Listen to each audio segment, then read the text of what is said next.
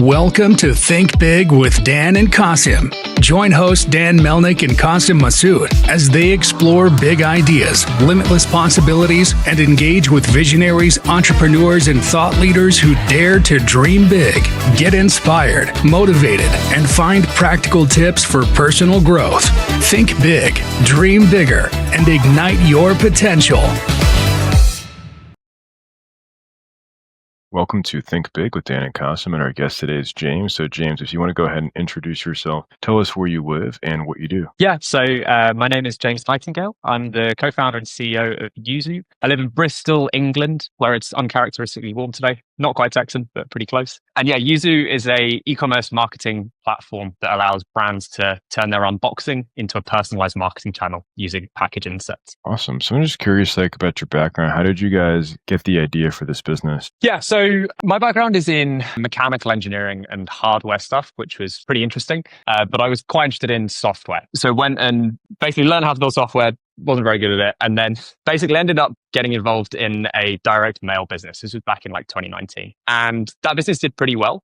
It was called Scribeless. It still runs, and we've got a team who are absolutely crushing it. Yeah, Scribeless was great. We learned a ton, and we specifically realized that personalized printed marketing is super, super effective, especially for e-commerce brands, and especially e-commerce brands with a really high average order value. But that kind of falls down for a lot of brands that don't have a super high AOV. So we kind of okay, cool. How could we deliver something that is as magical, but for 1/10 of the cost? And that's pretty much where we got to with Yuzu. Awesome. So I'm just curious, how it works, So if a brand just signs up with Yuzu, what does that process look like? And yeah, how does that work for them? Yeah. So basically a brand will sign up on our platform, and then they will design templates and design flows in much the same way that they would in a Klaviyo to send an email. The only difference is, rather than sending it out as an email, we're hooking up a printer on their packing bench or in their 3PL to trigger the perfect print automatically during pick and pack. That requires connecting to quite a few different parts of their stack. We're pulling order data in through their sales channel, but we're also connecting to the marketing tools to get more rich information to deliver a more personalized experience. And then we connect to the warehouse management software to make sure that it's super slick with their process and happens completely automatically. So in terms of products, as you said earlier, that there's different types of products, different AOVs, things like that. It's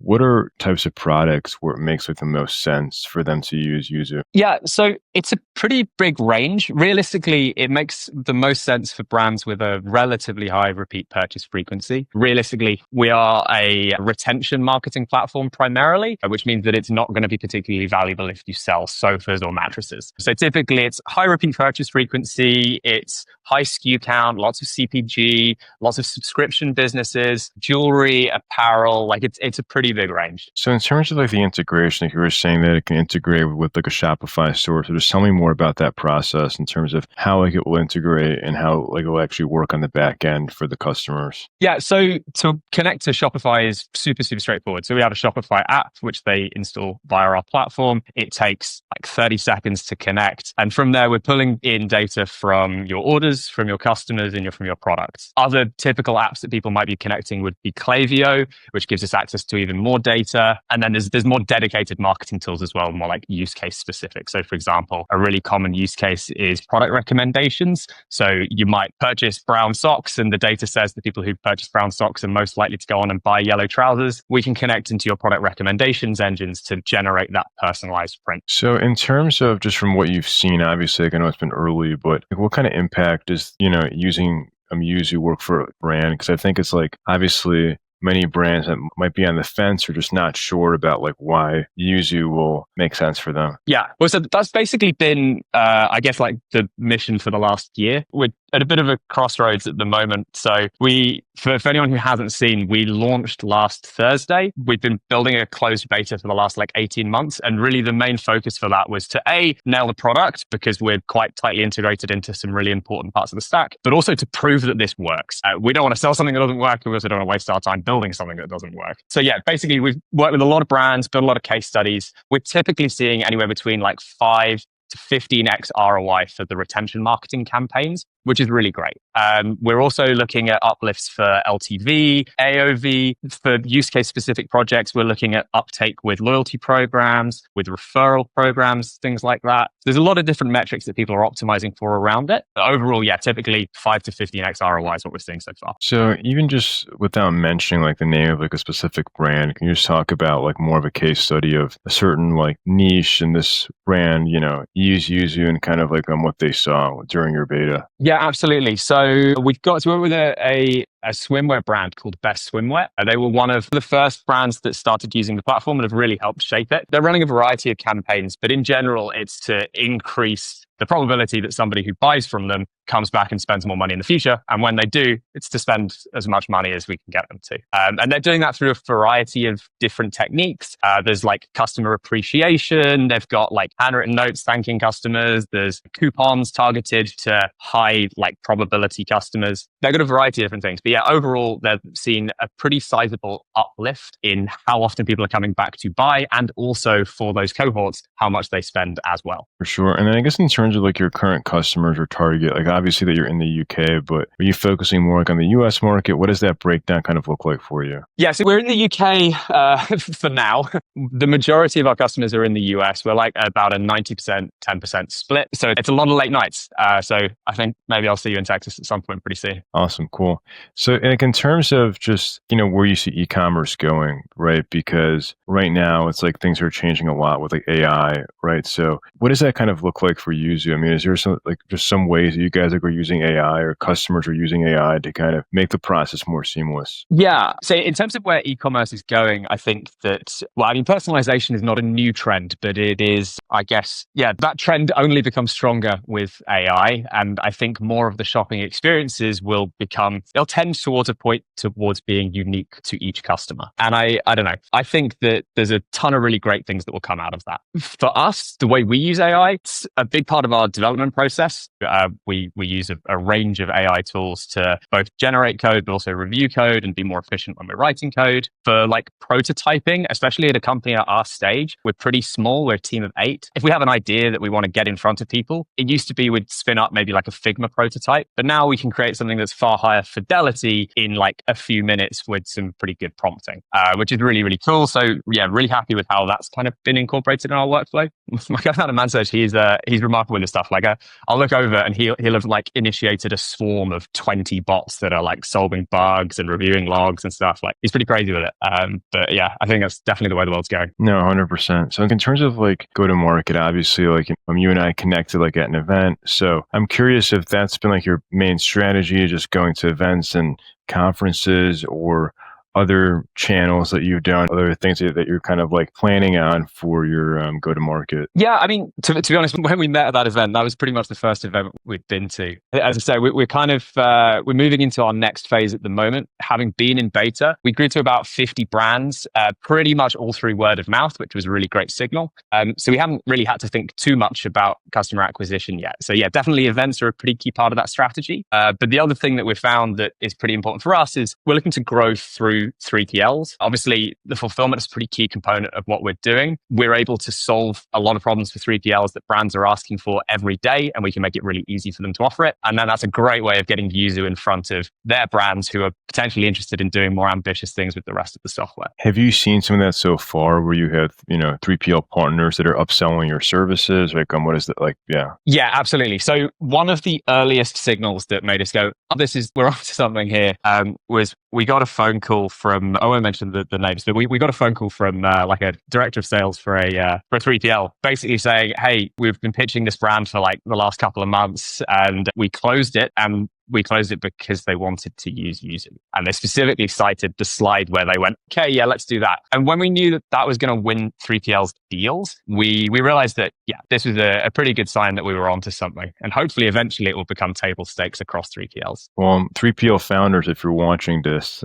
definitely reach out to James because he can help you win some more business. 100%. Yeah. No, yeah. I think just to your point, yeah, that there's just so much value for them. And it is tough, right? Because like like I was, for example, like at a conference a few weeks ago, and a friend of mine was looking at 3PLs, and you're like about 20 different ones, and he's like, I don't know which one to choose, right? So I think it is something that if they're smart, they should definitely get in contact with you. Yeah, absolutely. Yeah, just yesterday I was talking to one who was, asking if they could do a deal that other people wouldn't be able to offer. Like, it's a really good sign that people are excited about offering this to their customers. I mean, I think for us, the kind of core use cases for 3PLs that they're asked for all the time are really basic things that honestly, before we set out to build Yuzu, I just assumed would be available and easy. So things like gift messages, invoices that don't suck, basic influencer outreach notes, things like that are way more difficult than they should be. And we make it really easy and really good. Sure. And then in terms of like the Shopify side of things, like, do you guys have like an app in the Shopify store? Like, what is your plan for that? Yeah, we do a private app. We have a public app for Scribeless, the direct mail business. For us, it wasn't necessarily a great distribution channel. We got a lot of inbound activity, but not necessarily particularly qualified inbound activity. So we've been testing a private app, which I know a lot of other Shopify app founders have been doing. And in general, it seems to be working pretty well for us. So I think we'll stay like that for the time being. That said, we're about to release a separate standalone video gift messaging app, which will be fully self-serve and available through the Shopify app store. Makes sense. So it's like essentially for somebody who wants to use Yuzu, that they, even like when you had the app, they couldn't just sign up, that they would have to like book a meeting, get on board, etc. And then like when they were booking meetings, that some people were just not qualified. Yeah, exactly. And at this point now, people can actually self-serve if they come via our platform. It's just that we know we can control the user journey better and basically shape the experience for them. So for example, when they're coming through our platform, we know that they've seen all of the important content along the way that probably qualifies them. Sometimes we found with Shopify, people would just install, uninstall without really paying a lot of attention. Yeah, to craft the experience and make sure we're asking the right questions to set up their account so they're getting value out of it straight away. Like for example, we're pulling through what apps they're using if it's publicly available, and then we're making it really easy to connect those things and start ingesting data even before they've finished the onboarding process. Something we've just wrapped up actually is we are, during the sign-up flow, we're automatically scraping the colors and typography and a few other parameters from a store and then using that to preload templates in their Yuzu account, which is really cool. I'm really happy with the way we got to it. That's awesome. So in terms of being qualified, like I'm curious about that. Is like a certain amount of like monthly order volume where it makes sense? Like what does qualification look like? Yeah, it kind of depends. So we've got broadly two buckets of customers. One is a gifting brand or a brand that just wants to use us for gift messages. And in general, there's not really that much qualification needed. If you do gift messages, there's a pretty good chance you're going to find a lot of value in Yuzu and will allow you to do some stuff that you wouldn't be able to do otherwise. Things like the video gift messages, which we were talking about before, is a really good example of that. For our marketing brands, typically it's anyone between doing north of maybe like 1,000 orders a month, sometimes a little bit less than that. It does depend. This is not the first marketing channel that an e-commerce brand is looking at. Realistically, most of the people we're talking to are reasonably sophisticated in their use of email and SMS. This is just an additional thing they're looking at. I think that will change over time, but certainly where we're at the moment, it's what we're seeing. For sure. And then in terms of Scribeless, like, what does that look like? I'm curious about that business, right? Because you've been doing that for a while. So is it mostly US customer, certain volume? Like, what's a good fit for those types of, so you're right. I have been doing it for a long time. It's approaching a quarter of my life. I've been working on handwritten direct mail, which is kind of crazy. But yeah, so for Scribeless, it's a bit of a range. It's not just e-commerce.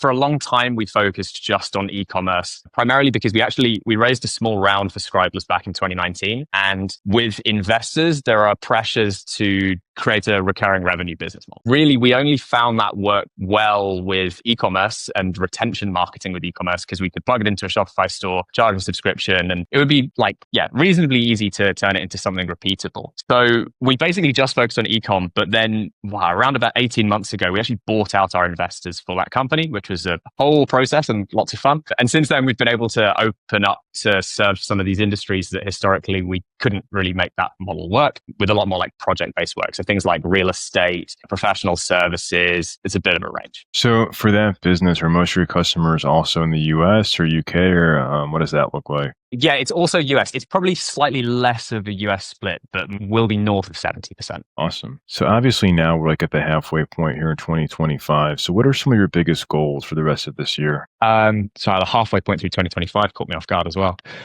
Goals for this year. Yeah, we've proven this works and we've built a great product, and now we need everybody else to find out about it. So awareness is really my top priority for the next 6 to 12 months. My rough goal, I think if in the next year we can add another 100 or so 3PLs, that would be pretty good going. I'd be quite happy with that. So just kind of focusing on getting, 3PLs onboarded, and also, may go into conferences and things like that. Yeah, exactly. So we're kind of finding that by focusing on getting 3PLs on board, the brands are kind of looking after themselves for the most part. And the great 3PLs that we're working with, we're very excited, very happy to share this with their customers. It's the cool new shiny thing that they're able to offer. So for now, at least, we're pretty comfortable getting it into as many 3PLs' hands as possible. And hopefully there'll be some natural expansion through their networks. And we probably will pursue a more direct approach at some point, but for now it's working. So just want to double down on that. So if you could go back in time to before you started your entrepreneurship journey, what is like the one biggest piece of advice that you wish you knew?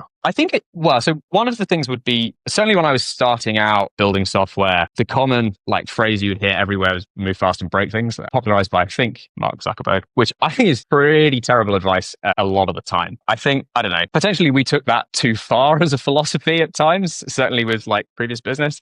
And we shortcut on product a little bit. We just kind of wanted to learn and validate, and the product will come later. And you end up sort of plastering over the cracks. And I don't know, it catches up with you. And the result is you end up having to do some huge gnarly rewrite in one go, which is way more stressful and way more difficult. And I don't know. I don't think that's the way to build a product. That's also changing now as well. I think it's harder just because the price of building software is tending towards zero. It's going to be harder to differentiate, especially with a half-baked product.